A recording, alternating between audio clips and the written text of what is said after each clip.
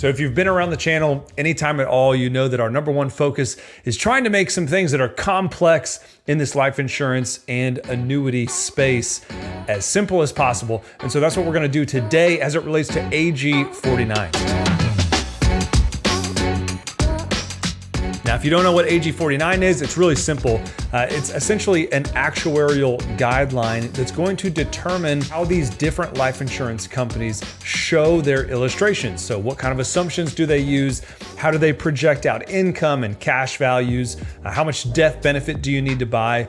All of these types of things have essentially changed over the last, let's just say 5 to 7 years, based on several new actuarial guidelines that have come out. And the newest one just came out in May of 2023, and it's a little bit confusing. So we're gonna try to break it down for you as simply as we possibly can. So I'm gonna share my screen and we're gonna boil this down to really one major change that took place with this new actuarial guideline. And here it is. If your maximum illustrated rate is 6% and you have a bonus of 1%, you're technically effectively illustrating 7, which makes sense. 6 plus 1 is 7. What AG49B is going to do is it's going to say that you can't add the additional bonus to the 6% rate.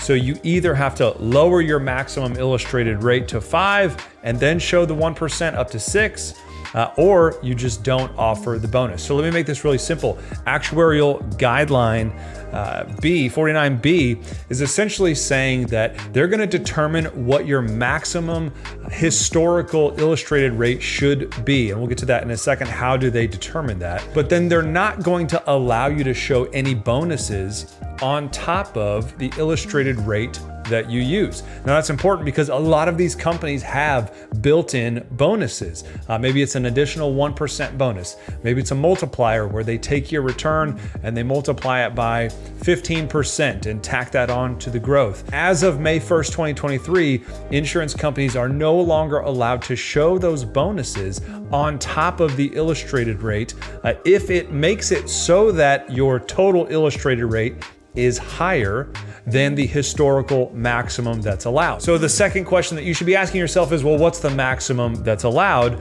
And let's talk about that. It's actually really simple now. The maximum rate that you can show, AG49B limits the illustrated rate to a maximum of 145% of whatever an IUL portfolio is earning.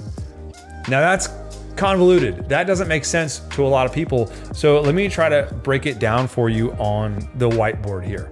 Every single year, as clients pay in dollars into their life insurance policy, so we'll do LP for life insurance policy, the company has to take those dollars and do something with it. And so what they do with it is they take those dollars and they essentially buy bonds. And they hold those bonds to maturity. And so every single year, as dollars get funneled into these life insurance policies, and of course there's thousands and thousands of life insurance policies where people are paying in premiums, all of these companies are taking those premiums and they're putting it into their overall portfolio that's largely invested in bonds. So every single year, more and more money goes to purchase these different bond alternatives or bond solutions. So the question you should ask yourself is, what is the IUL portfolio earning in order to get you that maximum rate, 145% of whatever the IUL portfolio is earning? Well, let's go to the whiteboard and let's just kind of draw out what happens when you put money into a life insurance contract. It's actually pretty simple. Every year that goes by, so we'll just say like year 1, 2, 3, 4, on into perpetuity, right? Clients pay dollars. Those dollars get put into the life insurance company. So I'm drawing a house here with a door. I don't know, it's a life insurance company. It's a big building. Actually, let's do it like this. Let's make it like it's an insurance company. So it's a high-rise building and there's a bunch of little windows in it. And there's probably like a little sign on top that says like Life Co. So clients pay premiums into their life insurance policies. Those premium dollars go to the life insurance company itself. Now, the life insurance company doesn't just do nothing with those dollars. They have to turn those around and invest them. What do? Well, they invest those dollars in purchasing bonds. And so let's just draw like, I don't know, little squares for bond contracts. They're not just buying one, they're buying, thousands of these. But I'm just trying to make it simple. So every single year, the company has to take the premium dollars that they took in premiums that year, and they have to then go purchase bonds to generate some kind of rate of return. And every single year that happens. In fact, let's change the color. So blue is premium dollars going in, red is premium dollars being used to purchase more bonds to back the portfolio. And so why am I drawing all this out? Why does it matter? Well, you're not guaranteed, the insurance company is not guaranteed to get the exact same rate of return on all of these bonds, right? Some of these bonds were purchased, let's just say in 1990.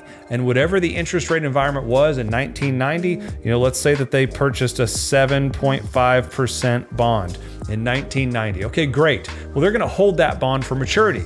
Maybe it's a 10, 15, 20, 30-year maturity. It doesn't necessarily matter. But what matters is every single year they have to invest new money. And so if interest rates go up over time, let's say that every single year they've gone up steadily to where now they're buying 10% bonds. If interest rates go up slowly but surely, the total rate of the portfolio inches upward because every single year, maybe the old bond falls off, the new bond gets put on, and if the new bond has a higher rate of return than the bond that falls off, that matures, the total portfolio rate goes up. The opposite is also true. If you're adding new money and rates are now lower than what they were before, so let's say we started at the 7.5%, that bond matures, it falls off the books, we have to buy a new bond, but the new bond is only paying out at 5%. Okay, well, we just lost a 7.5% bond and we added a 5% bond. What does that do? It drags down the total rate of the overall portfolio. Now, bear with me here because this matters, and it matters for companies that are going to be making changes based on this actuarial guideline. So when we go back to our little description of what all this means, AG49 limits the illustrated rates to a maximum of 145% of whatever an IUL portfolio is earning. So what we have to do to figure out the maximum rate of these different portfolios is you got to add up all these bonds and the rates that they are providing, and then you obviously divide them across how many there are, and you get the average rate of return. Well, a lot of times companies make this easy for us because most of the good companies are going to have a fixed rate relatively equal to their portfolio rate. So let's say your portfolio rate is earning 5%. Well, if your portfolio rate is earning 5%, what that means is your maximum illustrated rate under this AG49B is going to be 5% times 1.45, which means your total, or rather your maximum rate of return that you can show on your life insurance policy is 7.25%. Okay, so if your portfolio rate is earning 5, the most you can show is 1.45. Now, it may seem like none of this really matters because you'll notice the products themselves aren't changing. Nothing's actually changing with the product. What's changing is what you can show the product doing. Now, something that may or may not be clear if you've been in this industry or if you've been watching the life insurance industry for any amount of time at all, you know that insurance companies are amazing at working around guidelines put in their way. If they want to get around a guideline, they will. These guidelines are supposed to make the policies more conservative. Well, there's going to be an insurance company out there that comes up with a workaround to this 145% of your portfolio rate. And I know one way to do that. So I'm going to show it to you because I'm sure there's going to be some companies that are going to go this route. So it's the idea of new money versus old money. And you may be thinking, what the heck is new money versus old money? Well, let's try to put it this way. Old money would be that life insurance company. We'll do the big sky rise again, right? And they've been doing this for, 135 years of solid growth, always paying a dividend. Okay, well, they've been buying these bonds for 135 years. Their portfolio rate is made up of a basket of bonds that has been around for a long period of time, right? They've got various maturities right? Every year that they add new money, something from 20 or 30 years ago falls off. And every single year they just reinvest those dollars at whatever rates there are. But the important thing is this old money system, this is how most companies are going to do it. This is not the workaround. This is how companies do it right now. The old money system results in slow changes over time because you're not going to, even if interest rates doubled tomorrow, the portfolio rate of all these old money companies wouldn't change that much because even if the interest rates double, they only are replacing about 1/30th of the portfolio at a time because they hold these bonds for a long period of time. So if they only have 5% to a 2.5% turnover rate, if their turnover rate is that small, a doubling of the interest rates or a halving of the interest rates doesn't change the total portfolio all that much. Okay, this is the old money model. This results in slow changes over time. Slow changes over time. Because it takes a lot of movement to really move the needle here. There's a lot of history. You can't just move the portfolio rate overnight because you've got 20, 30 years of other investments in that portfolio. The workaround would be, well, what if a company decides that they're going to have two different portfolio rates? Do you see where I'm going? It's very simple to do. All you would need to do is you'd say, okay, well, under this AG49B limitation, our maximum illustrated rate is 145% of whatever our portfolio rate is earning. So here's what we're gonna do. We're gonna have an old portfolio, and that old portfolio is going to back all the old policies. Do you see where this is going? The old portfolio is gonna back the old policies, which means this is gonna be subject to the 145% of the portfolio rate based on 20 to 30 years of investments. What we're also gonna do is we're gonna create a new product, and this new product is gonna start over. It's gonna start a new portfolio. Now they are buying the same basket of bonds, but they're just gonna say, they're gonna treat it like, no, this is a new entity. This is a new portfolio rate. This new product here is tied to a different portfolio than the old products. And since today, let me show you why this makes sense, why a company might choose to do this. Today, interest rates are higher than the portfolio rate that most of these companies are earning. So they might be adding new money at, let's just call it 6%. So if we start a new portfolio, we got this new money versus old money. Our old money, let's say that they're still earning that 5% portfolio rate, and that's 20, 30 years worth of investments averaging out to 5%. The new money is being added at 6%, but they only have 1 year of investments at 6%, right? Because it's a new portfolio. So it's 1 year only. There's no history here, which means if they invest at 6%, well, now they get 6% times 1.45. So if a company decides, no, we're gonna create a new portfolio, we're gonna separate out our products, all the investments that we have on the book, those only apply to the old policies.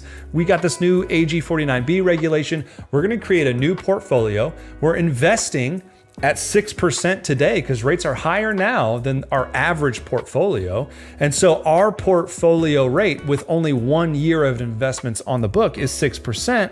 6% times 1.45, that's 8.7%. So you're gonna see some companies start a new portfolio rate that's gonna allow them to illustrate much higher than the old portfolio rate companies that have 20, 30 years of track record. So it may look good on paper, but what's the downside? Well, the downside is if interest rates get cut in half, which is unlikely in the short term, but certainly in the long term, it could happen. If interest rates drop, let's say that they go to 3% in year 2. If interest rates start at 6% year 1, they go to 3% in year 2. Well, now all of a sudden, you're not earning 6 on that portfolio anymore. You're not earning anywhere close to 6 on that portfolio anymore. What are you earning? You're earning 4.5%. 6 plus 3 divided by 2, you're earning 4.5. So you could be in a situation where these companies try to cut corners. They try to make their policy look better than it is. They try to win the illustration game. Hey, if we just create a new portfolio and we invest at today's rates, which are higher than all the rates the big companies are using because they've got 20, 30 years of investments on the books. If we just start a new portfolio, it's going to allow us to illustrate higher, which is true. It's going to allow them to illustrate higher. It doesn't mean the product is better. It doesn't mean the product's actually different at all. It just means they're operating under a different set of guidelines.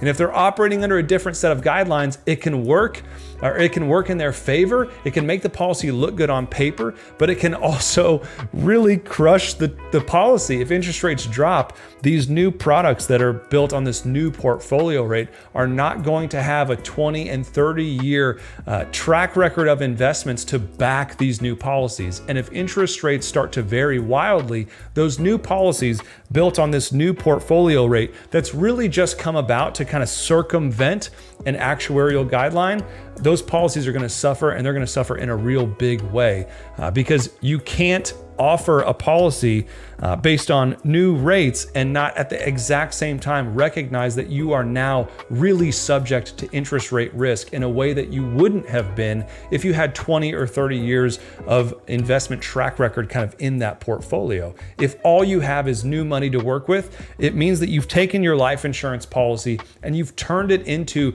an interest rate sensitive product similar to like an annuity, where you might see rates move wildly from year to year.